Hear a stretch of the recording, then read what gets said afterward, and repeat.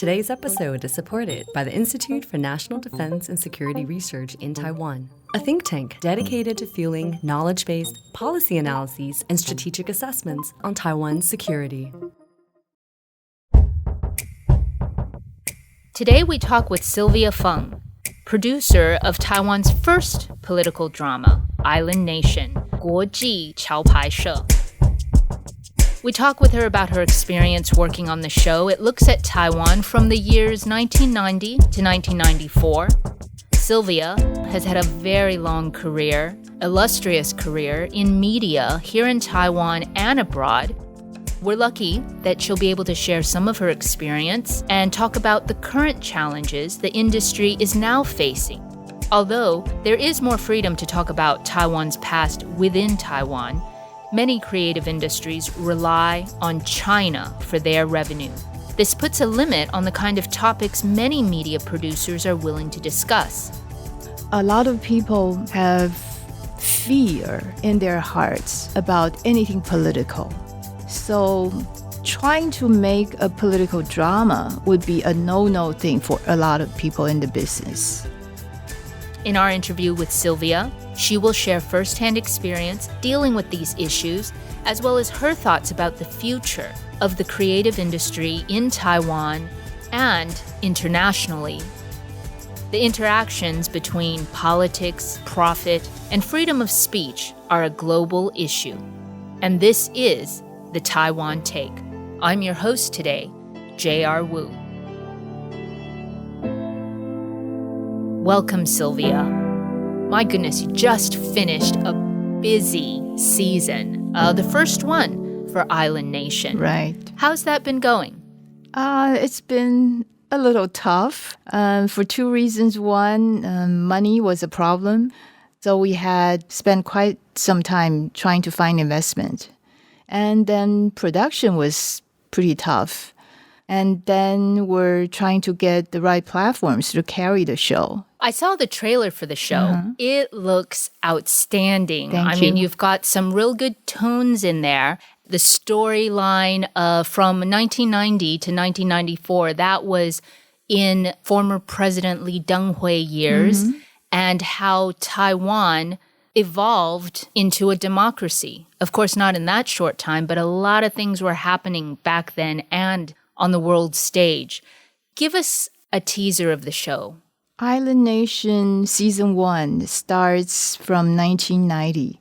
That was a time of drastic change in the world when the Berlin Wall fell. The Soviet Union also went down. And Tiananmen massacre just took place. And Taiwan just had its first native-born president after more than 50 years. So it was a tremendous time for people who've been through it.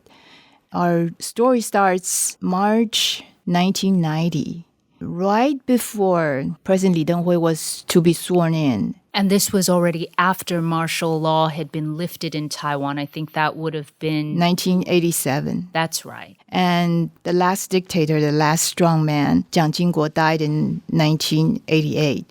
Lee Teng-hui, at the time as vice president, took his place as the acting president.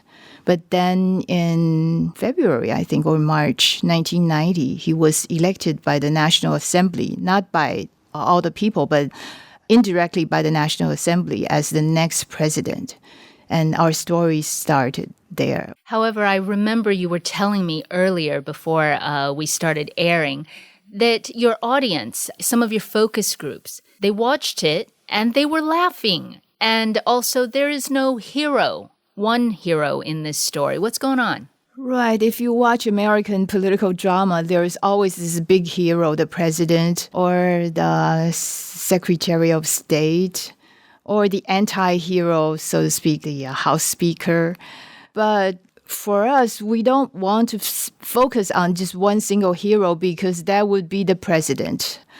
We want to focus on the people whose lives are affected by politics because politics has been dominating in Taiwan. It affects everybody's lives. So we created 6 fictional characters 3 female, 3 male, to carry on the stories. What are some of your favorite scenes in the first season? There are a lot of scenes that makes me laugh or feel touched. But there's this one line that I like the most, which is from a character of the then premier, one major character in season 1. He is kind of the political enemy of the president, but the president appointed him as premier because he used to be a military strongman. So as to take him off the military, and he gets promoted to be premier. Then the president started to want to talk to the Chinese side, and the premier was opposed to it. And he said, 我们跟共产党没有什么好谈的. There's nothing that we can talk to with the communist. Let's hear a clip of that right now. 如果这事搞砸了，跟对岸怎么谈啊？主任，我们跟共产党没什么好谈的。院长，这不只是两岸的问题，在国际间也是法律上还有人权上的问题。Why is that such an interesting line for you? Because looking back from 29 years' time, it sounded so ironic. Because those people in those days who opposed talking to the communists are exactly the people who are closest to Chinese communists and who are supporting unification with the Chinese communists in Taiwan. So it's so ironic. I think a lot of people watching this show would have a lot of thoughts on that. That's true, because Taiwan has come a real long way since then. Mm-hmm. My goodness. Here we are sitting, your first political drama after already a very long and bright career in media. Just to give our listeners an idea, you have over 3 decades of experience in radio and television. You actually were very much a core part of public television station here in Taiwan. You also help bring and support that effort up. Your own background, Sylvia, you were at Voice of America for quite a number of years when you lived in the United States. Tell us how some of your background shaped you and your sense of Taiwan's media environment and how it has evolved over the years. I went to the United States for graduate studies. I went not because I wanted to go to graduate school, because at the time, Taiwan was under martial law, and after I graduated from college, I didn't know what to do. There was nothing that I wanted to do. So in the end, I had to leave. I had to do something. So the only choice ahead of me was going to graduate school in the States. So I went. And I remember on my first day, I went to SUNY Buffalo. On my first day in campus, I was alone there in this vast campus. And I thought to myself, I am so free. Nobody's bothering me. And I thought I would never go back to Taiwan. Because when you left, Taiwan was under martial law. It was a police state. That's right. And also as a woman, I felt even more oppressed than a regular male citizen under those circumstances. And it was in American campus that I decided that I didn't want to go back to Taiwan. But then martial law was lifted in 1987, and I started to change my mind. Then in early 1992, an opportunity came up because I heard that they were setting up public television in Taiwan. And I thought to myself, wow, this is a great opportunity for me to go back and help rebuild the TV journalism business. Give us an idea of what the media landscape was at the time. Was it as over-competitive as it is now? Were there lots of cable stations or online internet stations? Back in the early 90s, no.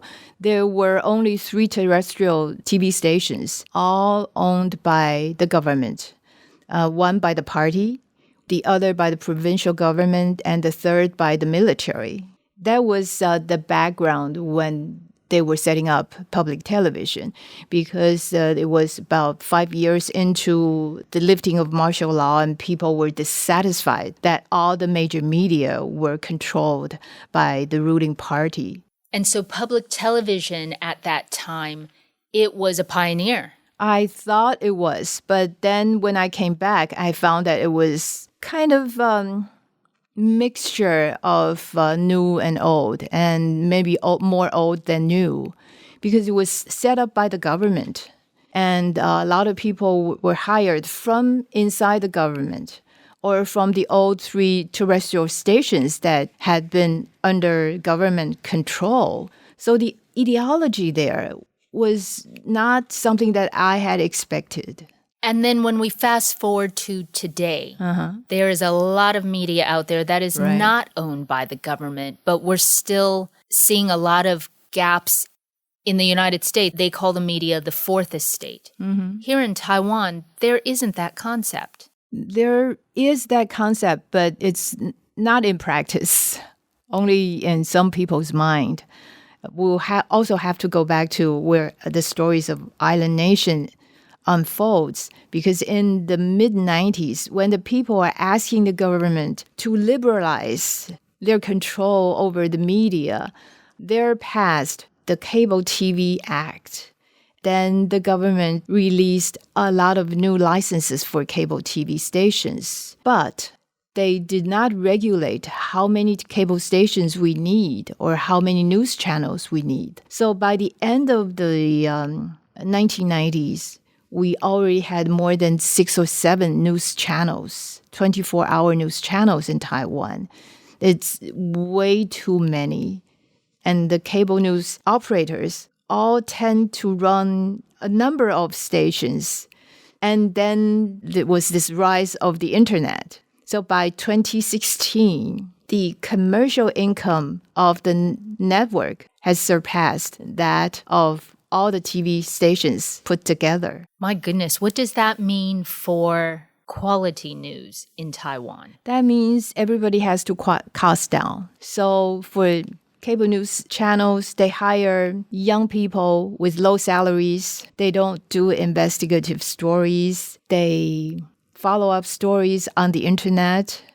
They do infotainment a lot. And they tend to be very sensational, and they don't even check the facts.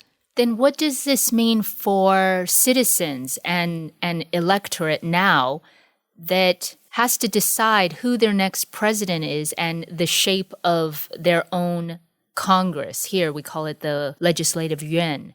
What does it mean for citizens who need news? I think it's a huge threat to our democracy because we don't have reliable news sources. People see a lot of disinformation spread on the internet. And we've been talking about this fake news and disinformation warfare for the past year since the last election last year in November.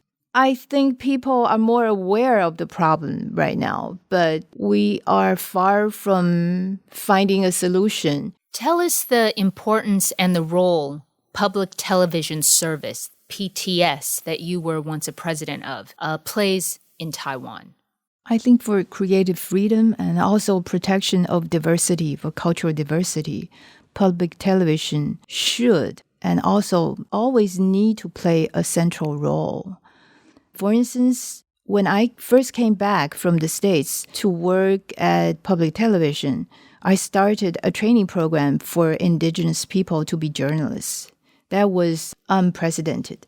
Since then, I conducted 2 more training sessions leading up to the creation of the Indigenous Peoples Channel. And also a byproduct of that, the Hakka Channel.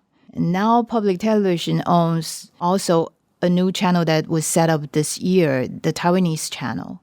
I think to promote cultural and linguistic diversity is a very important mission for public television, and also to be at the forefront of maintaining creative freedom and freedom of speech. For instance, I used to be a documentary producer for many years, and it was always my goal to support as diverse a pool of filmmakers as possible because Taiwan has an amazing pool of cultural diversity. We have so many languages spoken and a very complicated history.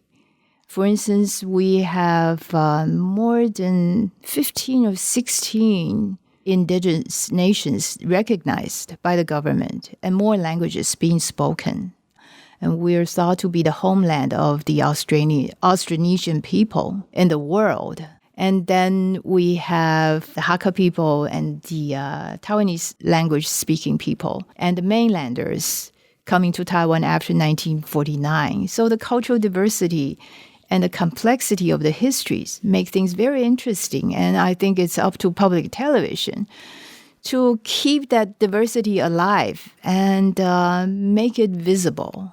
Do you think it's getting drowned out by all those cable television and online broadcasts nowadays? Public television in Taiwan has never enjoyed great popularity, even though it has.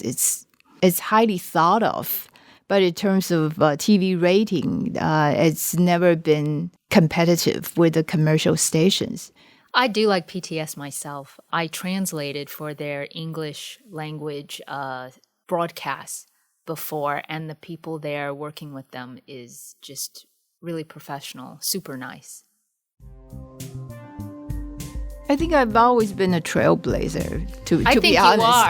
You are. Because one thing we didn't mention is that after the launch of public television in 1998, there was a resolution attached to the Public Television Act, which stipulates that public television shall not do daily news for 3 years, which is against the spirit of public television. So in 1999, I persuaded the then president to let me do daily news.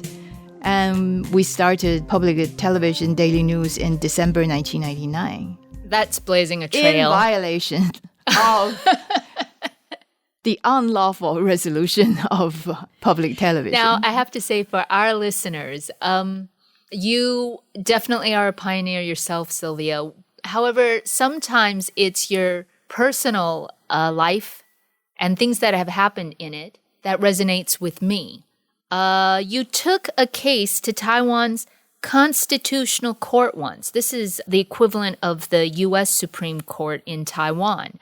Your son wanted to officially take your last name when you and your husband divorced.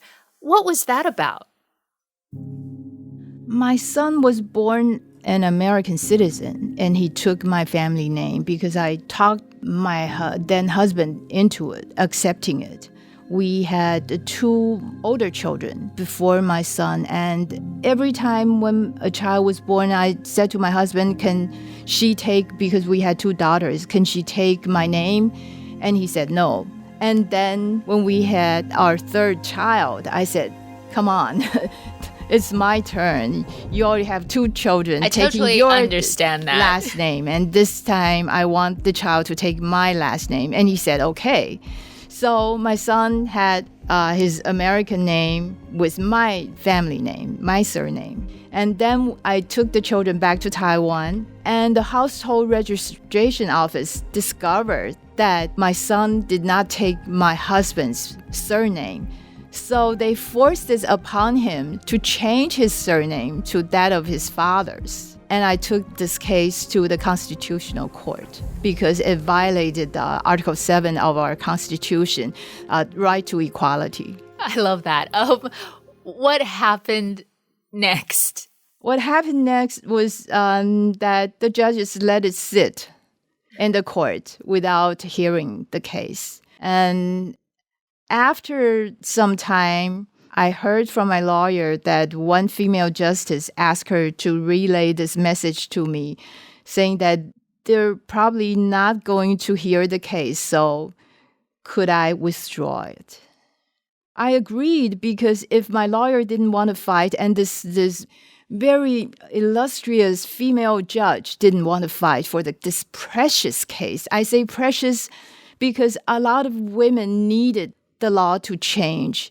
For instance, divorced women or women who went through traumatic domestic abuse, who had to run away from their homes with their children, and who needed to have their children take their own family names so their children are better protected, and their children did not want to take the father's surnames, could not do so, and they could not come forward because of all the pressures from their families, the families of their husbands, and from the society in general.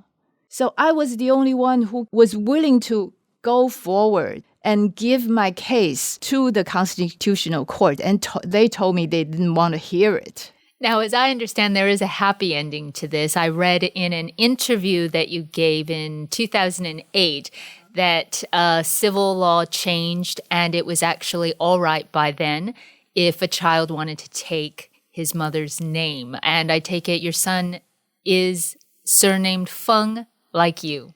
It's not as easy as you just described. So divorce is a precondition. And then if within a marriage, I think you have to have a kind of agreement at the beginning of your marriage. It's quite complicated. And I remember that when we were going through this debate, I was at the parliament, and a woman from the Interior Ministry said that no one shall break the 5,000-year tradition of paternal lines. And I told her, have you studied biology? Like my surname, Feng, dates back to maybe 3,000 years ago to the Zhou dynasty, said to be descendants of the king of Zhou Wenwang. And I may be the 100th generation descendant. So my bloodline of the Feng family is 100 times of 1/2. And how much is that? That's the kind of paternal bloodline you're talking about. Please be more scientific. But of course, they didn't want to listen to me. So, Sylvia, you are not afraid to challenge 5,000 years of patriarchal tradition. You are not afraid to challenge Taiwan's highest court. You willingly try and successfully create a public service television station in Taiwan. You know, next, I'm going to ask you about the China factor and media. Okay. Hey, we're a young media startup called Ghost Island Media. To get every episode of the Taiwan Take, just hit subscribe on your podcast app. Do you have a tip for us? For news tips, tweet at us at Ghost Island Me. For dollar tips, we take those too. Send them to us on patreon.com/Taiwan. Back to our interview with Sylvia Feng. Right, so I'm going to ask a few of the questions that may be more difficult in this talking about a political drama. Now, you talked about some challenges, funding. You talked about how investment in this particular show was difficult. Why is that? I think the long history of martial law, which lasted about 38 years in Taiwan, has a lasting impact on the Taiwanese collective consciousness. A lot of people have fear in their hearts about anything political. So trying to make a political drama would be a no-no thing for a lot of people in the business. And on top of that, in recent years, we've been seeing the China factor in Taiwanese film and television. A lot of talents have been drawn to the Chinese market. They offer better pay, more opportunities to produce. And therefore, people are afraid that if they participate in this project, they would be excluded or punished in the Chinese market. And also for investors, they would try to steer away from this kind of venture so as not to be labeled, as not to be affected if they have business in China. You fight to get more programming on in Taiwan history, indigenous languages, Hakka. You're launching the first political drama. How does this work nowadays when the China factor looms so big? I think nowhere in the world does it loom bigger than in Taiwan, the China factor. And we all know, I've seen the statement that if you work in the Chinese market, you're asked to sign a statement saying that you will not support anything they deem as pro-Taiwan independence. Otherwise, you will be punished heavily. So finding money is difficult because investors are afraid. Finding the crew is difficult, and finding actors is difficult. That we all accept because from the very beginning, we have rolled out selling the show to the Chinese market. But right now, as we are in the phase of trying to get on platforms, again, we're facing similar difficulties because even for domestic operators, they think it's politically sensitive. So even though the show is ready, they won't show it before the election, which is to be held on January 11th. It's all been very difficult. I have to say, no drama production has encountered as many difficulties as we have. That sounds like other industries as well, not just the entertainment industry. Since this is the first attempt at making a political drama, people tend to think that maybe this is kind of an experiment. I'll wait and see how you guys do. So after maybe the launch of the first season, I think people will change their mind because it's quite entertaining. And according to reaction from our focus groups, they liked it and enjoyed it. They laughed a lot. Especially in Kaohsiung, people in Kaohsiung are more outspoken and more upfront about how they feel. We had about 30 people in the room, and they laughed throughout the show. They laughed all the time, and they laughed very loud. It was very satisfactory for producers to watch that. So when will Island Nation launch? It is the first season. There will be 10 episodes, and they're 60 minutes long, right? Mm-hmm, right. I think domestically in Taiwan, it will be launched in February. We haven't signed a contract yet, so I can't name the station. But hopefully audience will be watching it. Also, hopefully in sync on international platforms as well. We're talking to several OTT operators right now. So over-the-top operators. Mm-hmm. So are there different challenges when you look at potential OTT platforms versus the terrestrial one here in Taiwan? I can quote one of the buyers from a major OTT platform who, after seeing all 10 episodes, which I heard is unprecedented for potential buyers looking at an episode. Given the fact that we're a political drama from Taiwan, I guess. He shared his thoughts with us. He said, I find it very interesting and entertaining. And even though I don't understand Taiwanese history, I think I've gotten to understand it a little bit more after seeing your show. Particularly, some of the actors performed really well, and that was impressive. So that was kind of satisfactory, I think, for us to hear this from a foreign professional who doesn't really understand Taiwanese politics. As the producer of this show, which overseas audience do you think this show will resonate more with? Japan, United States, Western Europe, Russia? I don't know. Well, I have to be frank. This is the first time we're doing this. So we're not quite sure who our audiences are, where they are, and who they would be like.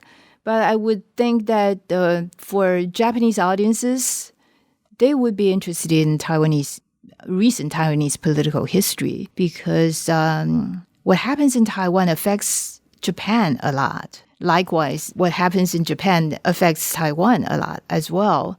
And also, I think people in the world who would pay attention to what has been happening in Hong Kong would be interested in what has been happening in Taiwan.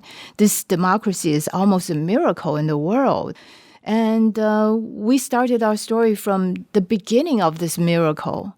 I think people who would be interested in an emerging, a difficult democracy, who you can almost call a success story for 30 years without bloodshedding, a peaceful transformation from a dictatorship to a democracy. That kind of story, I think, would appeal to a lot of people in the world, even though I don't know where they are.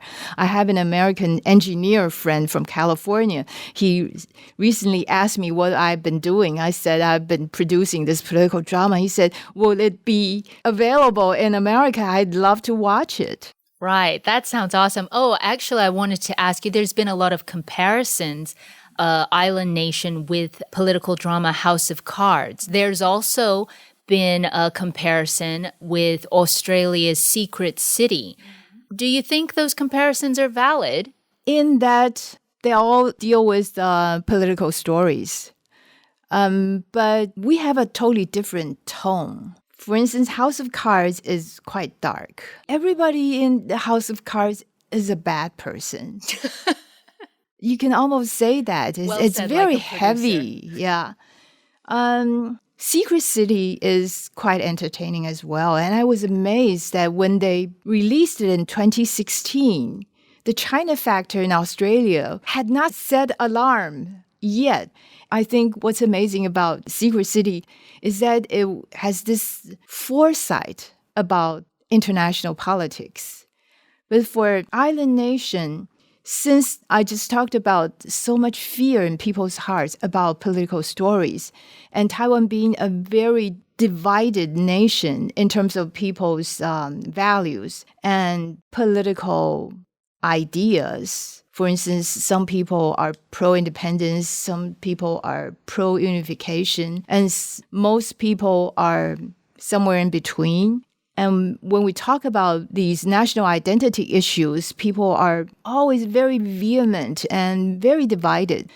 So we don't want to do a very heavy-handed story. We want it to be lighthearted. We want to bring everybody together, thinking that these are the days that we've been through. These are the memories and the stories that we collectively experienced.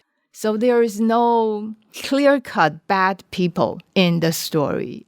Everybody is three-dimensional. They have their dark sides. They have their gray areas. They also have a personal, more personable side to their character, including the premier character that I just talked about. We actually had a lot of discussion about the characterization of this role. In the end, we decided that we didn't want to cast him as enemy of democracy. We wanted to cast him as a man who was a true believer of his own values. Wow, that's really interesting. I need to go back and look at that episode. This China factor has gotten so big. Your Island Nation has faced it. This year's Golden Horse has faced it. I mean, Golden Horse is the Chinese Oscars. It's been around since 1962. Anybody who is anybody in the overseas Chinese, Asian, Taiwanese, Malaysian, Hong Kong, what have you, community, if they're a creative artist, an actor, a producer, a filmmaker, a soundtrack writer, they all want to be at the Golden Horse. What happened this year?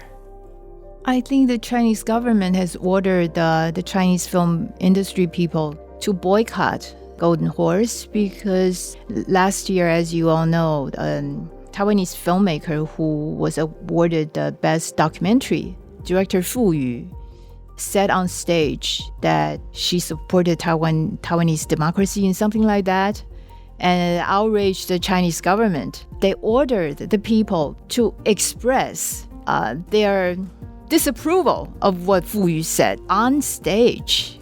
I witnessed that because I was at the ceremony, and I saw a Chinese actor who was awarded Best Actor, I think, said that Taiwan was part of China. I mean, to the displeasure of the Taiwanese audience. I think it was really offensive for a guest to be awarded a very enviable prize to say that on stage. But they all did that. And then later on, I found that they were instructed to do so, and I felt sorry for them. China factor also has huge influence in Hollywood as well. People have been talking about it a lot, right? Offending China is not safe at all these days in any part of the world. Because there's a commercial component. That's right. Because they have put money in so many entertainment businesses, especially in Hollywood. Doesn't this diminish creativity in the arts? Of course it does. You've censored yourself. It has tremendous impact on Taiwan. People have been self-censoring their own stories for a long time now, for more than 10 years. For instance, if you make a drama that you want to sell to China, then you make sure that no children are born out of wedlock in your stories, stuff like that. Whatever they dislike, they will not approve by their censorship system, will not appear in your story. And does that not affect your creative freedom? Of course it does. And it has been so for, as long as I know, for almost 2 decades now. Especially after China's 大国崛起, the emergence of the huge country, after the 2008 Olympics, Beijing Olympics, this has been very obvious. I want you to not be yourself with this next question. What would you say or give advice on to Chinese actors or even just 5,000 years of Chinese arts going forward? I think I only have things to say to Taiwanese artists. Be brave. Use your creative freedom to the full, because it's really precious. And I feel for the Chinese artists because they don't have this kind of freedom. And I think it's a loss for the Chinese film industry, not for Taiwan, that the Chinese filmmakers are not allowed to participate in Taiwanese Golden Horse Film Festival, because it's in Taiwan that the greatest Chinese films are lauded, are being awarded, are being shown, whereas a lot of good Chinese films are not allowed to be shown in China. So I feel for them, but what can I say to them? Be brave and be locked up in jail? I cannot say that to them. I only can say to my Taiwanese compatriots that you guys have to exercise your creative freedom and do as much as you can. And that's why we're making Island Nation. I won't say it's a perfect work, but we try as hard as possible to make it work, to make it entertaining, to tell our stories while we still have this freedom. Sylvia, so one last question. What's going to happen in season 2? We're working on the stories. We're developing the scripts right now. In season 2, we'll cover 95 and 96, the Taiwan Strait crisis, when China had live fire missile. 7 live fire missiles, 7 military exercises from 95 to 96, directed, aiming at disrupting Taiwanese election. And in 96, we had our first popular election of the president. And that was a huge victory for the people of Taiwan. And we've been through a lot of threats. So season 2 will be even more entertaining. Stay tuned.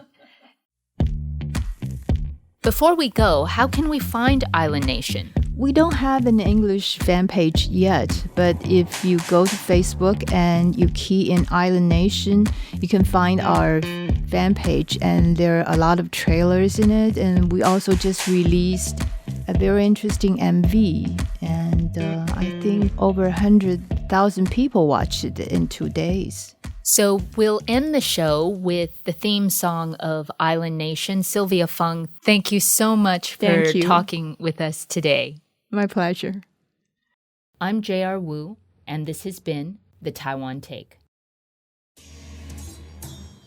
This has been a Ghost Island media production based in Taipei, Taiwan. This episode was produced and edited by me, Emily Waiwu. Our researchers are Sam Robbins and Yuchen Lai. Additional production support by Allison Chan. Brand design by Thomas Lee. Catch you next time. Bye.